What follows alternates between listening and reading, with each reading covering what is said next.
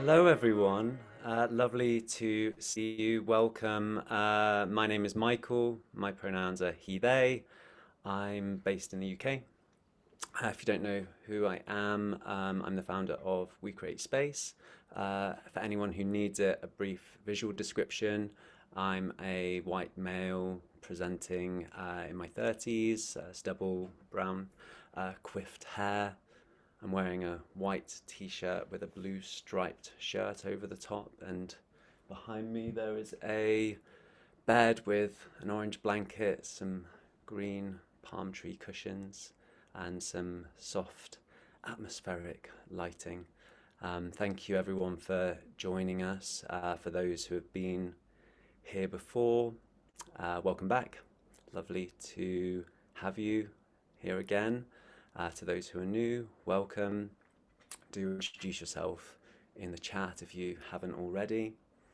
So, for those who aren't familiar with We Create Space, we are a global non-profit platform, community, and also a collective of queer change makers. We're united on a mission to improve the lives of LGBTQ plus people around the world, and we do that through connecting our communities and our allies with tools, with knowledge, and also fundamentally a support network for personal growth, for self-care and queer leadership. And really it's through these shared experiences like this, through the content creation, and also through consultancy as well. So on to today's session. This is part of our Queer Leadership 101 series. We're going to be continuing to explore leadership through an intersectional lens throughout the year, delving into identity, as well as looking at practical tools and techniques for managing our mental, physical, and emotional health. And today we're really going to be continuing the conversation from last month on the topic of how to challenge executive leadership. And we're going to be discussing how to shift the mindset of others. We've had a few team switches for this session due to illness, but I'm thrilled today to be joined by Maylis and also Lily, who are going to be delivering today's session. So I'm going to pass over to them to introduce themselves. Maylis, would you like to go first? I'll go first. Thank you, Michael. Hi, everyone, and welcome. So my name is Maylis Djikalou. I use she and her pronouns. Just as a bit of a visual description, I am Black and female presenting. I have a big old afro.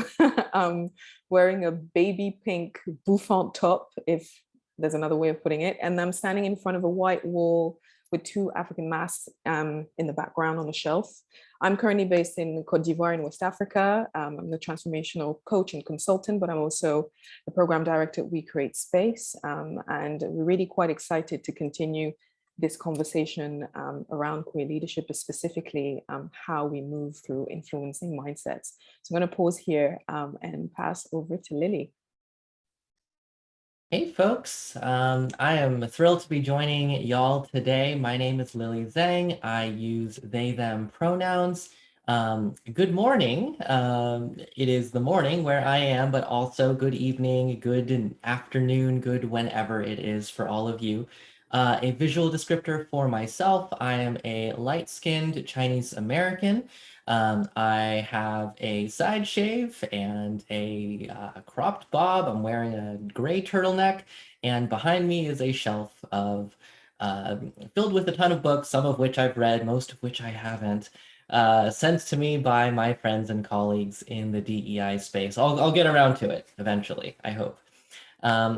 Yeah, I'm thrilled to be here. I think this is going to be a really fun conversation. Beautiful. Thank you so much. So, for those who have been in this space with us before, you know that we like to start our sessions with just a short meditation or breathing exercise. And I think really when we're thinking of today's topic as well, when we're engaging in gently challenging others to try and shift mindsets, it's not uncommon for us to feel frustrated. So it's sometimes even more important to take that step back to ground and center ourselves and also bring some compassion perhaps to the feelings and emotions that we're experiencing. So this 3-minute breathing exercise is just one way of stepping out of automatic pilot and just reconnecting with the present moment. So if you feel comfortable, you can close your eyes, otherwise you can look down, or you can just find a focus in front of you, just gaze at something in the room.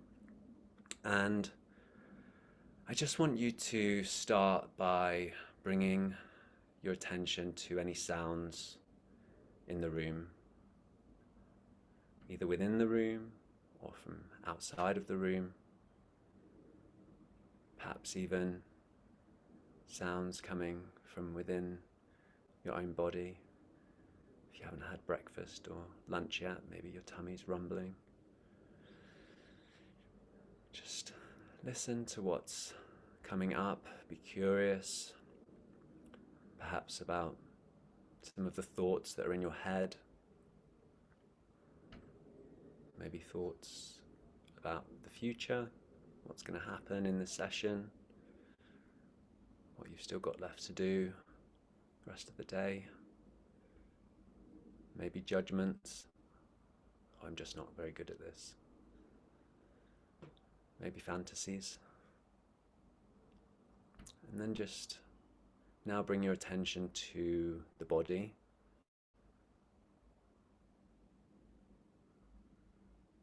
And notice what it feels like to have your feet making contact with the floor. Perhaps what it feels like to have your hands resting on your lap. To have your shoulders relaxed and back. And just tuning into any more sensations within the body. Could be tightness, it could be tingling, could be numbness, could be pain. And the next step is really to gather that awareness and now bring it to your breath. So where in your body do you most easily sense the breath? It might be simply just the air traveling in and out of the nose, your nostrils. Or it could be the air as it hits the back of your throat. Perhaps it's the rising, the falling of the chest or the belly button. Just as you breathe in, notice the belly expanding on the in-breath and then contracting on the out-breath, not trying to control your breath in any way, just breathing naturally, just using the breath to anchor you into the present moment. And just on the next out-breath, I want you to again expand your awareness or feeling into the whole body. And you might even say to yourself, whatever I'm feeling right now, it's okay. Just turning to whatever that is, present, with some acceptance, some compassion, and some love.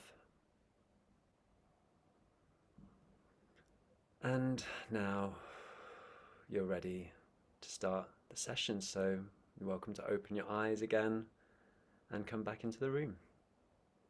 Maylis, over to you. Thank you, Michael. That was just so needed. Really, you're all welcome actually to just drop in the chat how that was like for you. I know for me, I felt a sense of relief and also real connection into the space. So thank you again.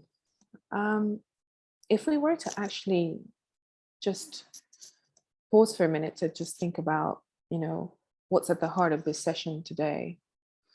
I'm so happy that we've got Lily's support here to come and speak into, this topic of influencing mindsets. But I think there's something that is to be said about, well, how can we become better LGBTQ plus leaders so that we and the people we serve have the best experience of work? So if we were maybe to get experimental and, again, just throwing questions your way, there's no wrong or right answer, but thinking about your organization, how does change happen? Does change happen like a clock, or does it happen like a garden? What's your experience? And I'll tell you a bit more about what that means. So if you're thinking change happens like a clock, that means there's a lot of project planning, Gantt charts, and reporting on KPIs. Maybe if you experience it more like a garden, you're probably having lots of different conversations about change, looking at it from the ground up, and maybe it's more emergent and surprising. So I'll let you just sit with that and, drop in the chat what comes up for you. And I think this little metaphor example is actually really going to help preface this conversation, because how we'll move through the session is, in the first step, exploring, what mindsets are, really what maybe some of the challenges that come up when we think about influencing other people's mindsets. And then in the second part, using Lily's piece and conversation as a transition, we'll start to look at practical ways and tools to change that. So I'm just going to look in the chat here and see if there's anything that's coming through. No, okay. Thank you for sharing that, Michael. So I guess I'll just start and continue again, because if you were again to kind of think about this experience of mindsets, well, this time maybe thinking about your senior leaders and how they think change happens. Maybe even about the most junior people in your organization. Well, you see that it's probably likely that, all will have different experience, and all of them are technically right. And this is what makes mindset work quite tricky. It's very subjective, it's very personal, and it's quite experiential in itself. And the concept of mindsets, actually, for those of you who probably don't know, well, was created in the 1970s, and it's only in the 21st century that, well, it's become part of everyday business language. And most of you are probably quite familiar with motivational speakers and, coaches as well, kind of claiming to be able to change your mindset. I think about this thing that says, change your mind, change your life, well, change your mindset to become a winner, to go from good to great. It's all about success everywhere, and it can be quite exhausting. But essentially, what can we define mindsets as? Well, if you think about it, it's a cloud of stuff, be it your beliefs, your views, your assumptions, your philosophy, your choices, influences, methods, attitude. And oftentimes, well, we get quite fixed in our own mindsets, particularly if we think someone is deliberately trying to change it. Mindsets are these very personal things that we get super protective about. And if you think about yourself in your example, like a quick core belief that comes to mind, or something that you hold, well, one that everyone will recognize belongs to you, well, who would you be without this belief? Probably a different person, right? So now, when was the last time that someone was able to persuade you to think about this belief differently? Has anyone ever really changed your mind? Interestingly, well, even with data and compelling evidence, it's actually quite hard to change someone's beliefs. We can sometimes unconsciously drift towards people who think like us, confirming our biases. And in a group, well, it can be even more sticky. So what's even more challenging as well with that is, well, there are these situations where there's dynamics that we have to keep in mind. Things aren't always, so fluid, and things are always changing. And so one size doesn't quite fit all when it comes to changing someone's mind. We're always in motion. So why are we here? It's to actually acknowledge in the part that it's so difficult to change mindsets. So one would ask, well, why bother then, to try and influence someone's mindset? There are times when we actually have to. Some of you actually know this so well, based in your role, we have to engage in these conversations when it comes to creating more inclusive cultures, when it comes to advocating for others who we feel are actually more marginalized in our communities and organizations. Some of these goals in today's society, one would say, are probably non-negotiable, but there are rules and there are boundaries that shouldn't be crossed sometimes. And in those situations, we're actually called to act. So I'm going to pause here, really, and this is where I'll start my conversation with Lily. Lily, I'm coming back to you, really, to kind of help punctuate some of those elements that were touched on. But I know you've got some examples to share, but I was just curious if you could, well, reflecting on your own work and your leadership journey and experience, how have you approached influencing mindsets? And maybe talk to us about some of the barriers that have come up that you faced in this process.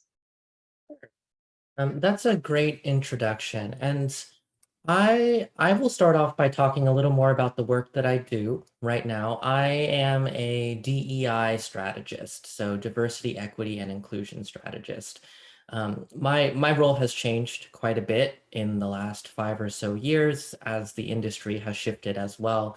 And this is directly relevant to this conversation on mindsets, because I started off this work, as many practitioners do, offering things like DEI workshops to address issues of race, gender, sexuality, etc. I got my start in the industry teaching on trans inclusion in the workplace. That was sort of my bread and butter for several years. And the core of that work was essentially mindset work. I would approach conversations with typically cisgender folks and use different tactics to try to upskill them, increase their awareness of trans issues, help them understand how they could be more effective allies, and attempt to use data, storytelling, any number of tactics to help them change their behaviors, help them change their attitudes, and help them change their mindsets. Now, I don't do that work anymore.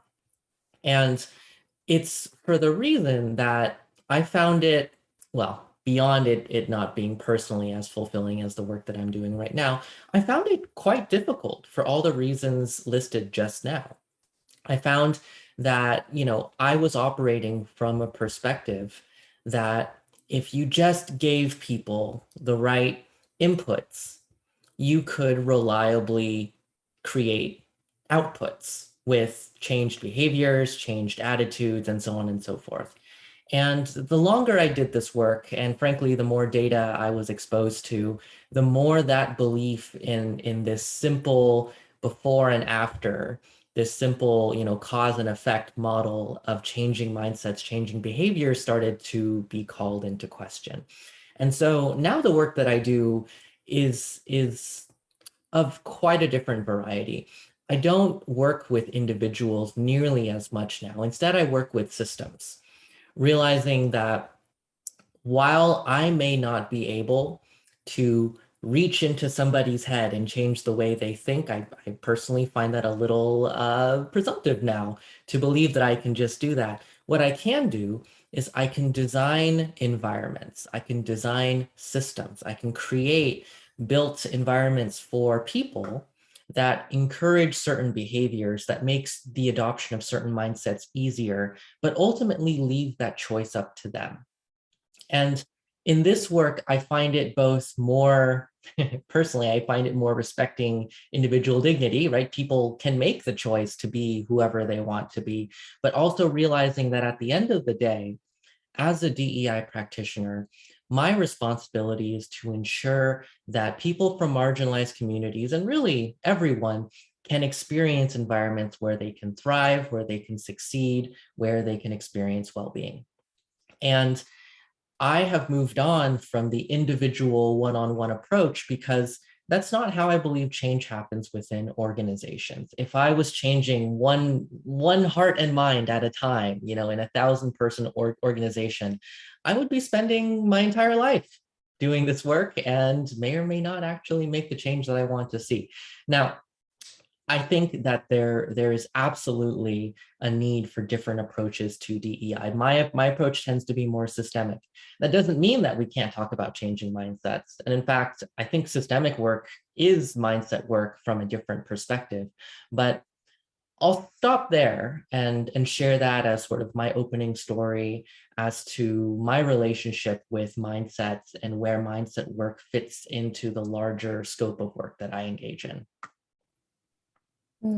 Gosh, you said so much there about how you switched, your own approach and the challenges that you faced. And as you said, going in and changing someone's mind is a bit presumptuous in a sense, but really operating with this idea of choice and giving people the choice to move through.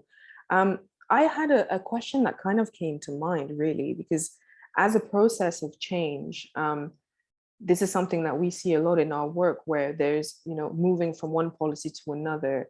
And you talked about culture in itself, but going back to the individuals and those who have the power, how have you found that, they themselves have responded to the change of mindset, specifically when it comes to taking accountability? That's one thing that oftentimes people find, well, if we're moving from one state to the next, we need to acknowledge where we were before and where we're going. So in that space, something has to change, something has to be said. What's come up for that? Okay, that's a great question. When you ask me that, that makes me think about the work that I do with executives and helping people who are often the architects of the status quo realize that something that they've created may not be as picture perfect as they thought it was. And that is deeply, deeply challenging work. And if, as many people who have seen their companies wrestle with issues of race and gender and sexuality and politics in general over the last few years, we all know that defensiveness is perhaps a unfortunately common reaction to attempts to increase accountability. And I find in my own work that this defensiveness results from people feeling like critique of something that they've built is in effect critique of them as people. And I find that it's really, humbling to address these challenges in a workplace and help people understand that they can be good people and still build things that aren't fully inclusive, that don't center justice, that don't work for everyone. But to do so, they need to disconnect, or at the very least decouple, their internal perception of self from this external thing like a company culture or company policies or company structure or company workforce. And without getting too deep in the weeds of social psychological interventions, there's actually some really interesting stuff you can do there. The approach that I use draws on some research on values affirmations. And I'll tell you a little more about that for folks who may not be familiar. Essentially, the research shows that if you have people affirm their personal values, their core beliefs in a way that has them strengthen their internal perception of self, their ability to take constructive criticism skyrockets, right? I can't name the study name for the life of me, but there was a very influential study that I remember learning about way back in graduate school, where essentially you gave people feedback that something they had done was racist. And the experimental condition was you just had them fill out a little inventory and list some things that they liked about themselves and things that they appreciated about themselves before you told them this feedback. And just that little act completely changed the way that they responded to that feedback, right? Now, I'm a big fan of not trying to transplant social psychological research straight into the workplace. I'm not going to have executives fill out a little list of like, write 10 things you like about yourself, and then I'm going to tell you you're racist. But I do think that there are some very useful takeaways that we can learn from something like this, which is that people are motivated to protect their internal perception of self. And if we can help people feel like good people and then equip them with the feedback, the knowledge, the accountability they need to create better organizations as two separate but very important things, I think we can start to diffuse the all too common cycle of defensiveness that often results from accountability. Such a beautiful answer. Thank you so much for framing it in that way. It actually really brings me to that question as well, because we are talking about mindset, but is it actually the only thing? When we think about making change in the workplace, how can we go about understanding it differently? And I know earlier on you touched on a package idea. Could you just share that for everyone, please? Yeah, sure. So I don't think that mindsets are the only thing that matter when it comes to creating change.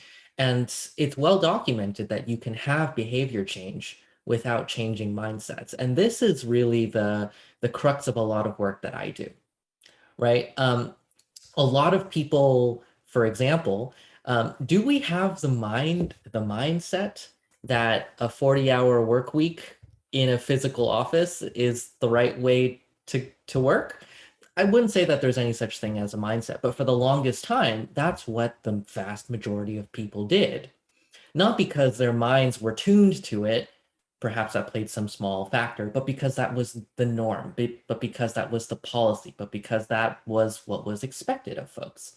And so what we're seeing now, we are seeing the expansion of these sorts of policies in remote work arrangements. We are seeing the explosion of flexible work.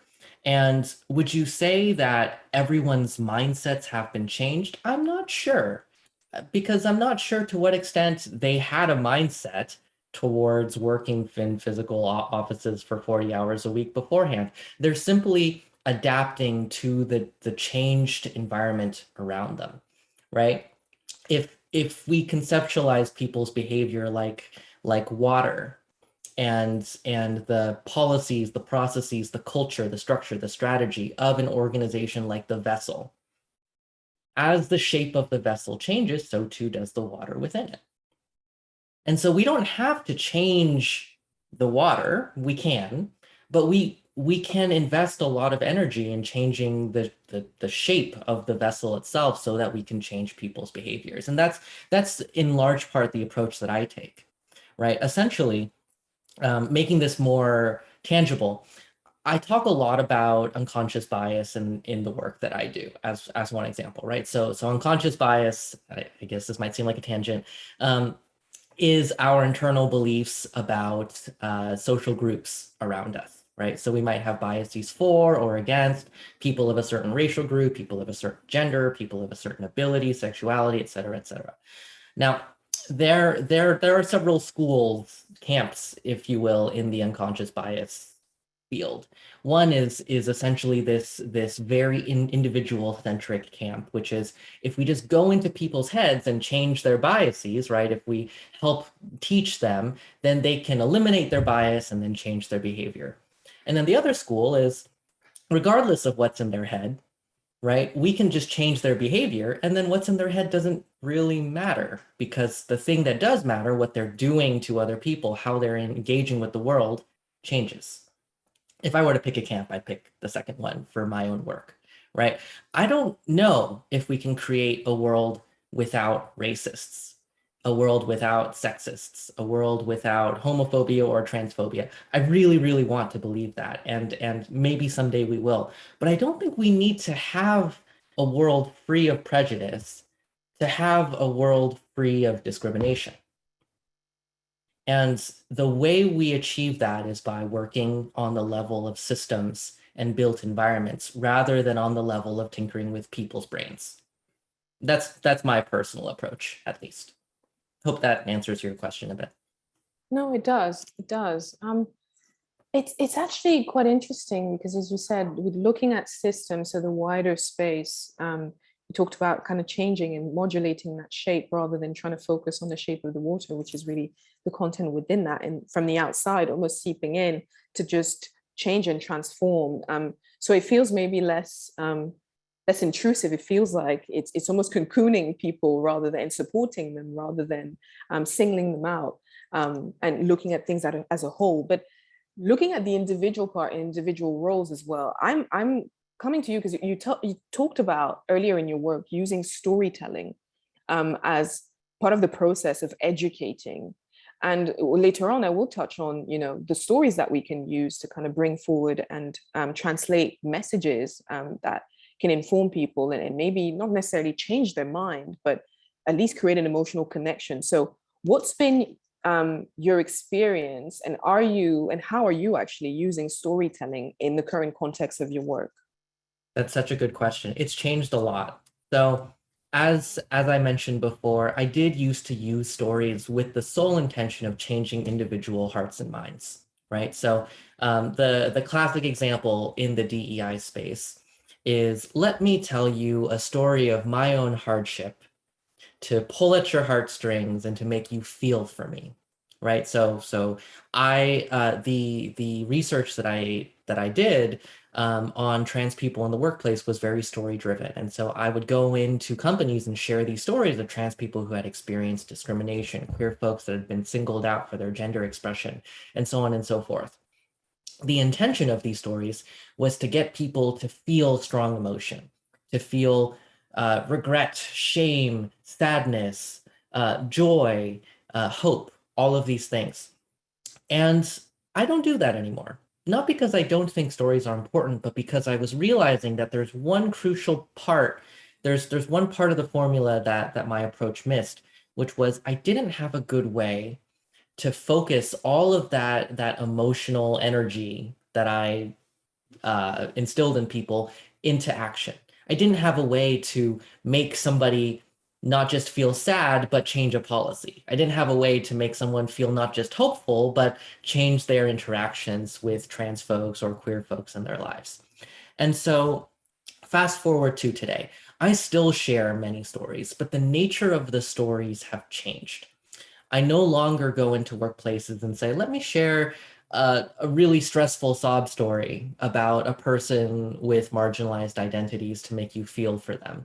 Instead, I say, let's share some stories that embody the culture we're trying to create in your organization. Essentially parables, right? Let's share stories of success. Let's share stories of mentorship. Let's share stories of sponsorship. Let's share stories of systems working the way that we intend, of systems self-regulating, all of these things. And what's changed is not just the content of the stories, but the intention behind them. I'm not sharing stories to make people feel sad. I'm sharing stories to make people change the way they act and behave. I'm sharing stories to make people feel more equipped to do the sort of internal change-making work that they need to. And in that sense, I would say that I'm sharing more stories now than I used to. They're just very different ones and used for very different purposes. Thank you so much for clarifying. I mean, Lily, I'm going to pause there on this section because I know we've got time for Q&A and I want to leave as much time as possible to dig a bit deeper. And I see quite the cool thing that's happening is that we're getting questions in the chat as well. So I really want to have time to explore that. But just to kind of summarize or even just pull out some of the key nuggets that you talked about. I mean, I've just got pages here, but you talked about, people are motivated to protect their internal perception of self. So something to really keep in mind when attempting to, change mindsets. But then you also made that kind of beautiful mention about, the vessel and the water and really looking at, how we change the vessel itself and really in a way having the water take a different shape and how it evolves. But then the last point you talked about is, really let's shape some of the stories, that embody the culture we're trying to create in this organization rather than using storytelling as a way to create emotions that can't be backed up by the actions that you intend to have or you intend to see happen within the organization. So just really great stuff. So I'm going to pause there and actually just ask everybody else, really, what did you take away from this? What did you take from this specific piece of the conversation?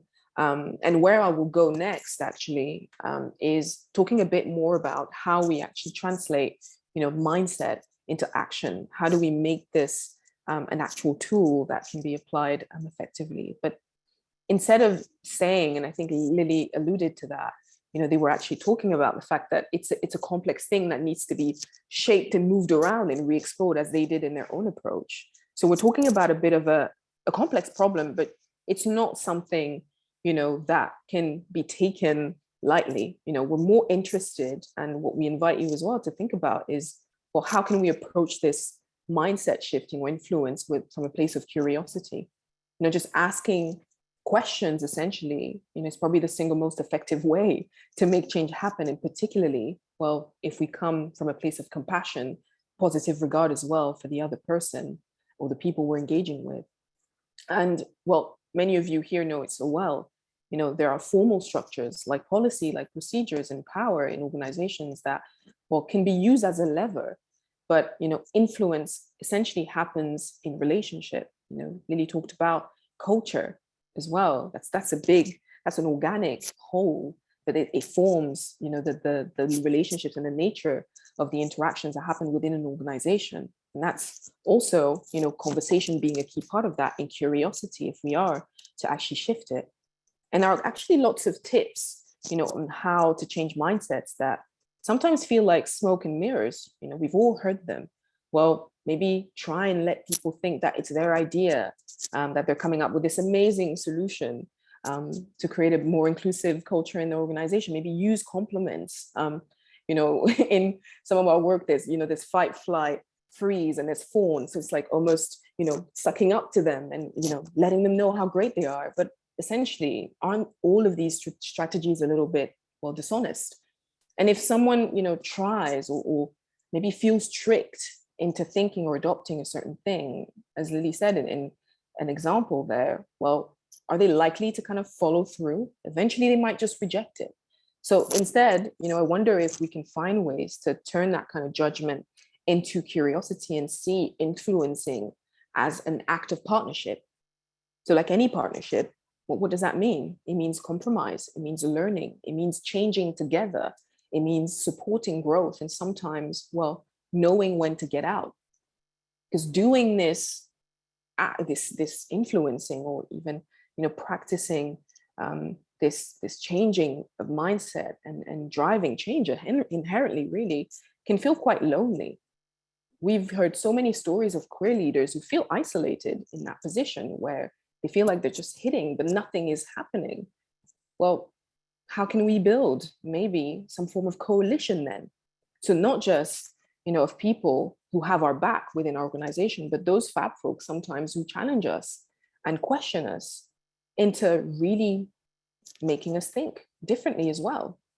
And there's this quote I want to share, and Michael, maybe you can pull the slide there, but it's about, it's from Adam Grant, and it's about rethinking, and saying that, rethinking is a skill set, but it's also a mindset. We already have many of the mental tools we need. We just have to remember to get them out of the shed and remove the rust. Because if you think about it, it's actually quite important, especially as queer leaders and individuals who use our stories sometimes to drive change. But it's knowing that it's not the job of a single queer person to change everyone's mind. It's either probably not possible, nor is it desirable. And as we bring our experiences into the workplace, well, that can also affect how we show up.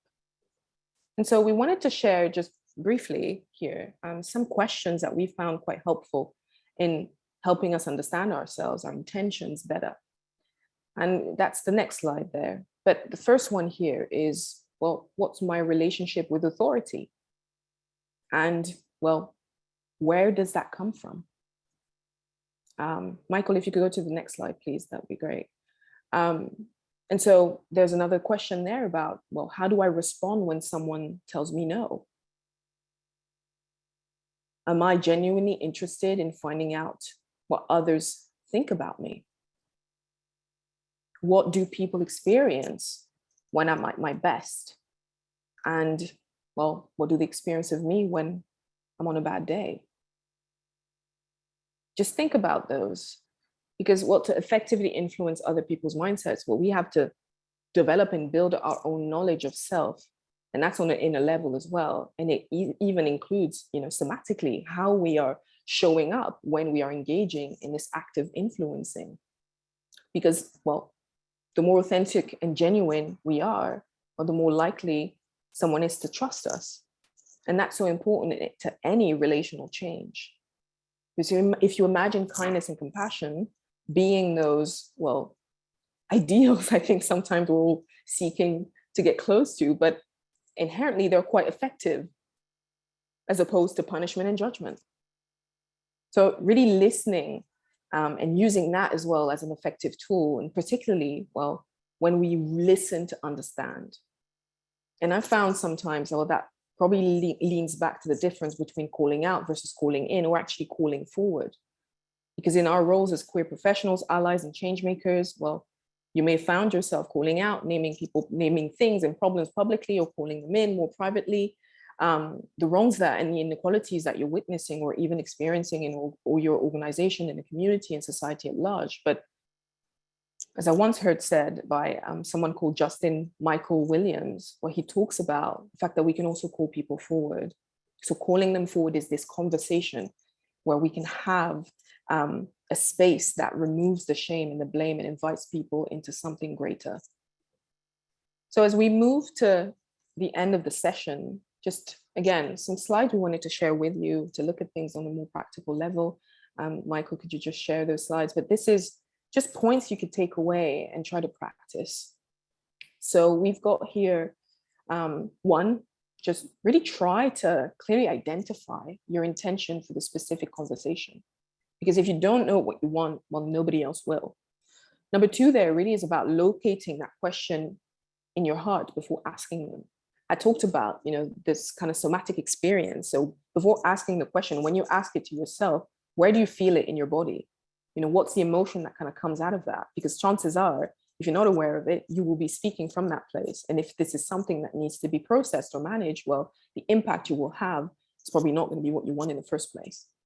The third point really there is about, well, have the first 5 seconds clear in your mind, because well, you have no control after that. Anything else that happens will probably bounce off of what the other person is coming back to you with. So that will be a lot of improv in essence, but just having clarity on the first point that you're landing. And then the last point really there is about, well, come up with an exit plan if the conversation isn't working. And it's actually okay to stop. And if there's anything else that we can share with you, well, before having an important conversation with anyone, just ask yourself, and we've got a slide there with the questions. Is my nervous system regulated?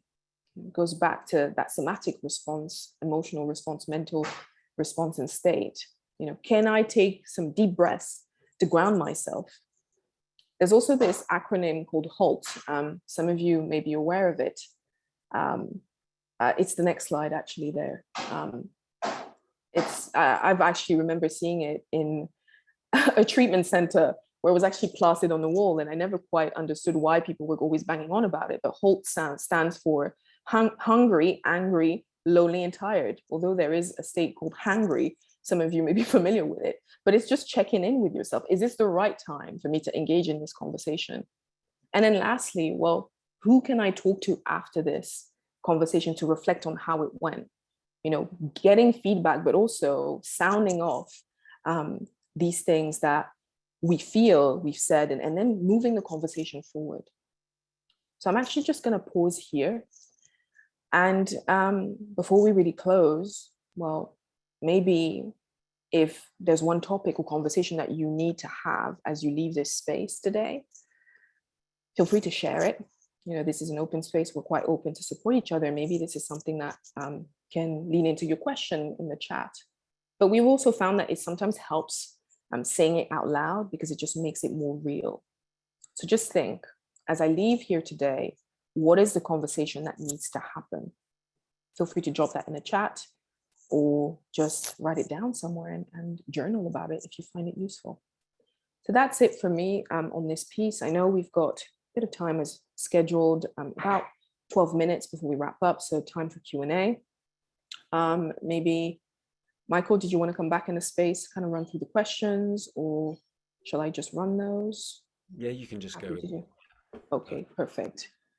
Perfect. So, Lily, throw them straight at you because I know the chat is full. We'll try our best to answer everything in the time that we've got. But there's one here that says, do you feel that systems work versus one-on-one change has an element of being manipulative and takes away from agency in being an ally? So a few things. One, how many questions do we have total? I want to budget my time and my responses. Wow, we've You're got, coming in thick and fast. So there's yeah, probably about 7 currently. Great. yeah. I'll do lightning mode. And if I didn't answer an aspect of your question that you wanted me to, just put in another one and I'll answer it again. Okay, so do systems work? Yes, asterisk. I think systems are much more easily scaled than one-on-one conversations, and that has pros and cons, right?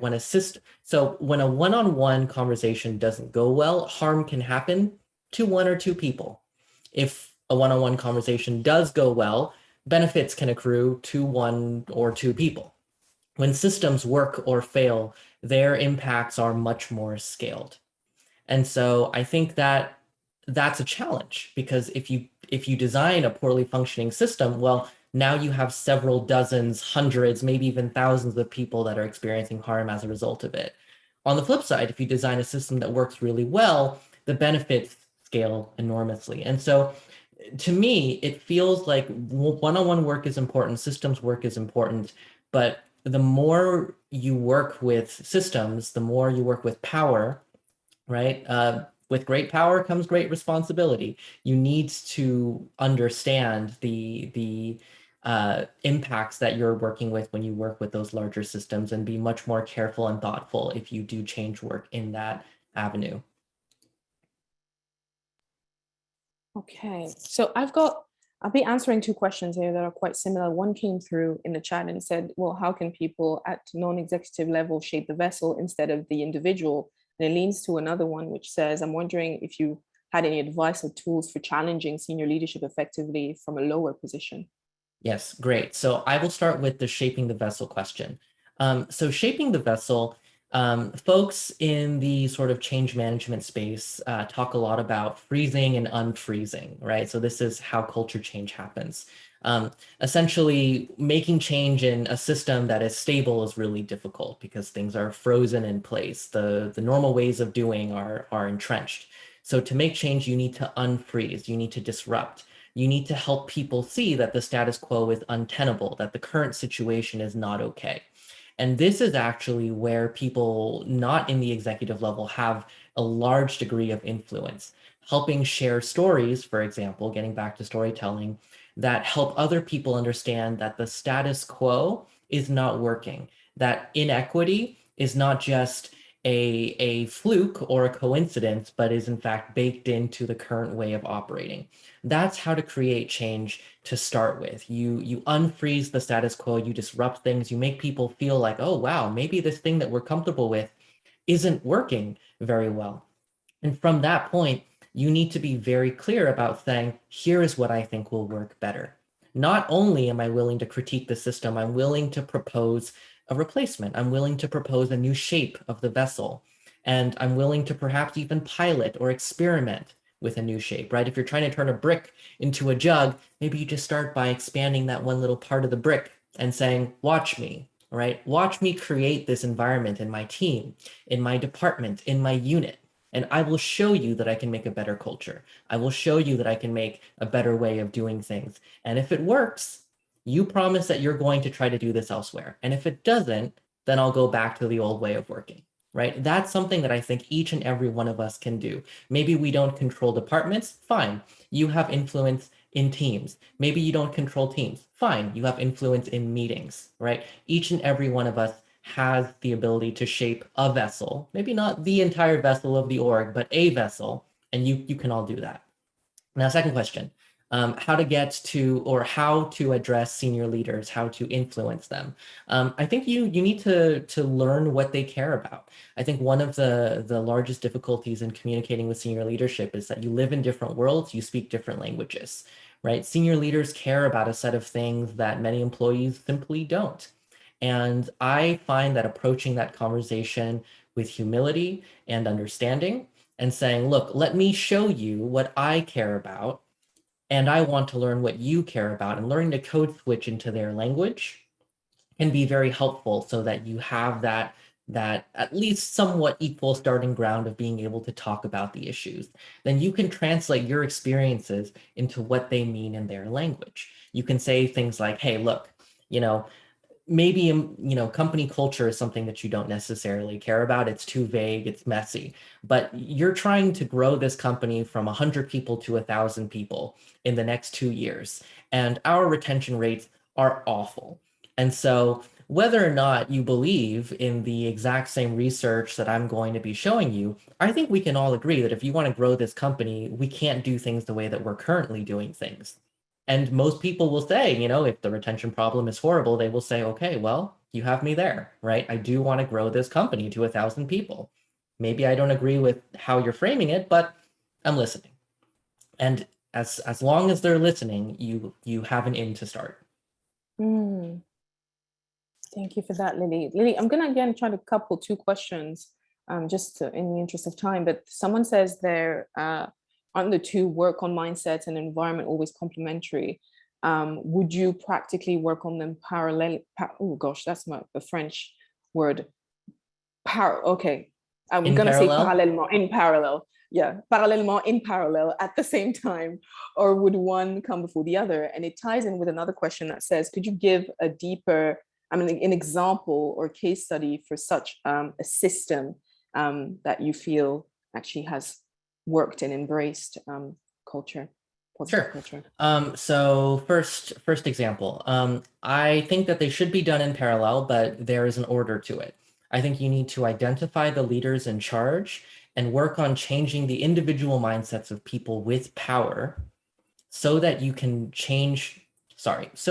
influence them to make decisions on behalf of systems, right? The only people I do mindset work now are executives, because they have the power to make change at a vast scale. If you can convince an executive, for example, to run a DEI audit, you've opened the floodgates to get an enormous amount of data and enormous amount of accountability heading forward. I'm willing to sink in a few hours to convince an executive to do that. But I'm not going to convince, a new hire that they need a DEI audit. There's simply no power there, right? And I think power is a dimension that we need to consider here, both how to operate within power and how to gain and use power ourselves as professionals. Now, the second question, we talked about, the second question was about examples of systems, right? Examples of systemic change. So I'll give one example. Hiring, right? Hiring is fraught, talking about, hiring queer professionals. Bias can be a challenge in the process. A more one-on-one relational approach might be, I'm going to talk to a hiring manager and help them understand why queer and trans people matter, right? A more systemic approach would say, okay, well, there's a lot of hiring managers in this company, and I don't have the time to change everyone's hearts and minds. Let's create something like a hiring rubric. Let's ensure that the conditions that the hiring managers are operating within give them the time, the flexibility, the resources they need to treat people with empathy and respect. Let's ensure that there is a standard of let's say, putting people's pronouns next to their bios, right? And having that not just be an elective opt-in thing, but have it be a default aspect of the system, right? For example, LinkedIn made a change recently where they allowed people to put their pronouns next to their bio, and it was just part of the UI, right? And that, I think, was a huge force multiplier for normalizing the use of pronouns on the platform. So that's just one example where you can tweak the environment rather than tweaking people. If you told me to convince every single LinkedIn user to put their pronouns on their bio, I would have, told you to wake up, because that's unreasonable. But if LinkedIn just adds that little option, right? Not everyone's going to use it, but the amount of users that are going to take advantage of a feature like that is enormous, and we're already seeing that. So that's just one example. Change the environment, don't change the person, so that you can change behavior at scale. Wow, thank you, Lily. And we've got two minutes, but I'm going to couple again to questions that I feel are quite important. One, and apologies if I just summarize your question, but is someone who's talking about the fact that they work in a very misogynistic, queerphobic company where they're seen on the outside to do all the right things, celebrating all the events and all of the key moments in time where we're honoring specific groups and communities. But again, the leadership in itself isn't quite inclusive.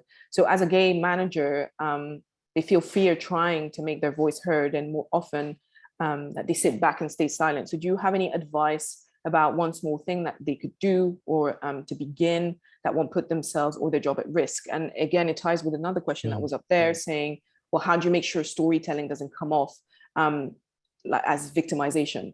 So, or even just speaking up as well, storytelling / speaking up, I would say. Right. So this is such a tough question because what you can do to avoid putting yourself at risk is not something that I can tell you. That's something that you need to decide for yourself. Now, with that caveat aside, I will say, recall what I brought up at the very beginning. People are motivated to protect a positive perception of self. I guarantee if you go in saying like, your positive perception of your company is completely wrong and you think you're progressive, but you're actually not, that is more often than not going to paint a target on your back and put you at risk.